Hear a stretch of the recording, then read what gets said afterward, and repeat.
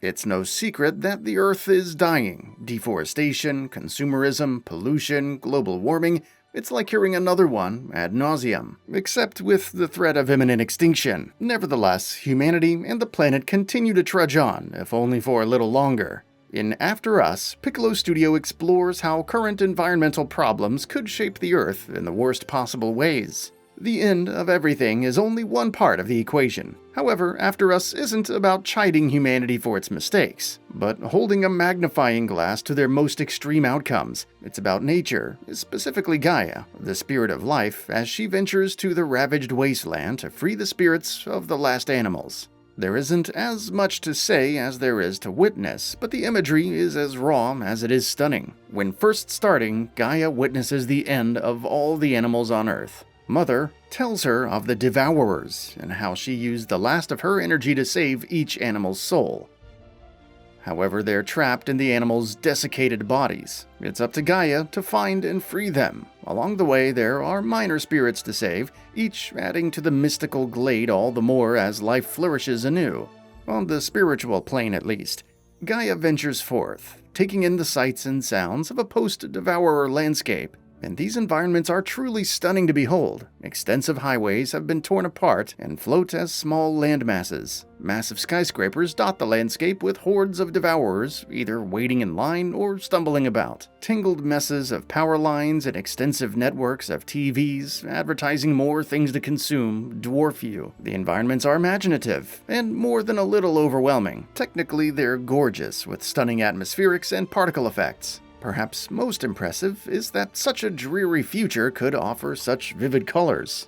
Even a gray cityscape looks beautiful amidst a sea of neon screens and signs. As abstract as the imagery may come across, it resonates more than a little with the current state of the world. Perhaps the only flaw to all of this is when the frame rate dips in performance mode in certain sections where it rains. Otherwise, you'll get a near constant 60 frames per second throughout. Quality mode is also available for 4K. As such, there is minimal dialogue outside of the conversations with Mother. The environmental storytelling is strong, and seeing Gaia's reactions to this state of the world, spoiler, none of it is happy, adds more emotional weight to her tasks. The main spirits you must rescue also have their fates tied to certain areas. The crow is at the top of a stock exchange, sealed in a cage that requires climbing higher and higher.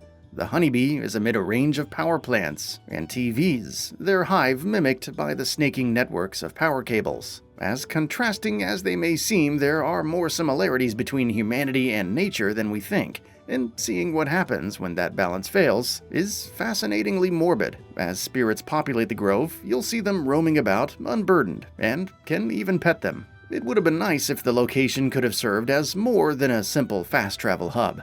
Exploration can initially feel a bit too linear. Trying to jump somewhere very much landable results in instant death, but quickly expands as you venture to new locations. At its core, After Us is a 3D platformer. Gaia starts with a simple jump before learning to sprint, hover, double jump, air dash, wall run, and more. She can also release a burst of life to clear away some but not all oil spills, or create vines on electric cables to grind on. The overall controls are solid. Gaia is incredibly responsive, if a bit floaty, and transitioning between jumps, rail grinds, and dashes feels natural. The differences between jumps can be a little odd at times. A sprinting double jump won't be as much height as a regular double jump, which can lead to falling in certain situations. These moments aren't overtly punishing, as you respawn close to the same spot.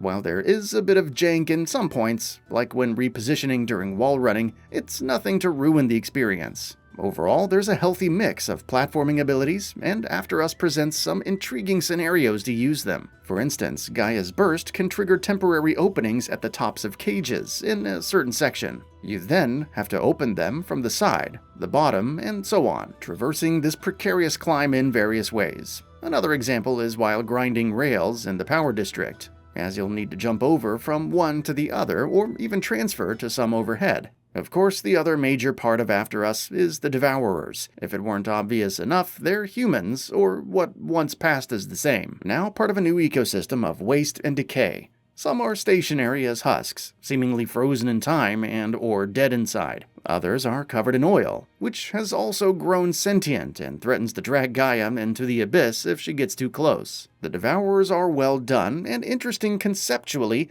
They're as pitiful as they are disturbing, whether it's seeing them attracted to shiny screens or mulling about aimlessly. There are plenty of occasions where you'll fight the Devourers, which is to say Gaia can fire a light that passes through them, also used to collect the minor spirits.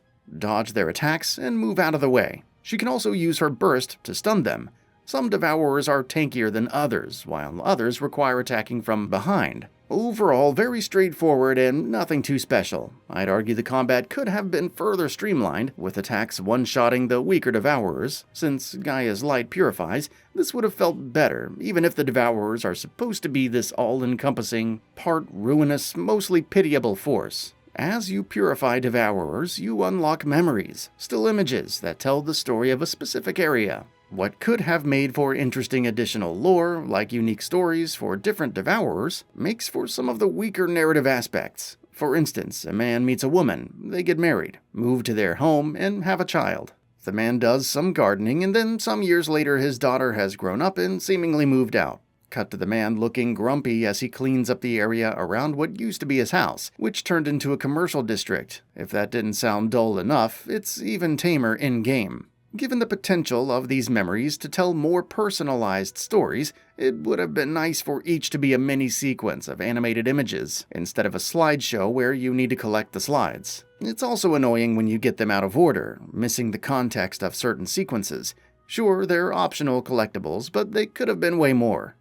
After Us doesn't reinvent the wheel in platforming and exploration, but it offers very compelling gameplay in both areas. The abstract art style is vivid and raw, all over the place at times, but in a good way, while the environmental storytelling outside of the memories is solid. Mild performance hiccups can be annoying, and the combat is mostly fine without being extraordinary. However, if you can face your future failures, it's a somber yet endearing journey down the rabbit hole. And that brings us to the end of the video. A quick request, we upload new videos every single day, and if you like what we're doing, please consider subscribing. It really helps us out. Also, don't forget to enable all notifications by clicking the bell icon so that you can receive daily video updates. Thanks for watching.